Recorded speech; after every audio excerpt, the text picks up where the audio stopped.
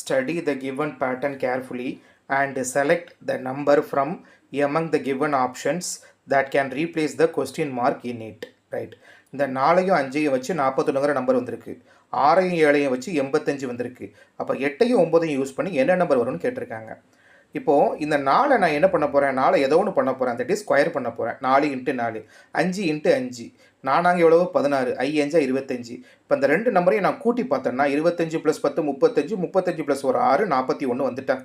அப்போ என்ன அர்த்தம், ஸ்கொயர் பண்ணி நம்பரை கூட்ட சொல்கிறாங்க, வேறு ஒன்றுமே இல்லை. இதே மாதிரி ரெண்டாவது பேட்டர்னை செக் பண்ணலாம். 6² + 7², 6 ஸ்கொயர் பண்ணால் என்ன கிடைக்கும், 36 கிடைக்கும். 7 ஸ்கொயர் பண்ணால் 49 கிடைக்கும்.